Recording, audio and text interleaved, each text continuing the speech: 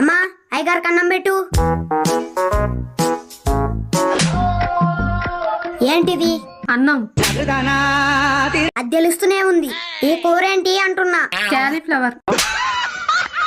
ఏంటి నా చెవిలో పెడుతున్నావా? ఈ రోజు సండే. అవును, రేపు మండే. ఆపుతావా? చికెన్ ఎక్కడా? చికెన్ కొట్లో. అంటే తేలేదా? మేం పోలేదు. ఎంత పని చేసావమ్మా? ఎంతో ఆశ పెట్టుకొని వస్తే ఇలా చేస్తావా? అలా కాదు నాన్న. నేను అప్పుడే అనుకున్నా ఇంట్లో మసాలా వాసన రావట్లేదేంటా అని.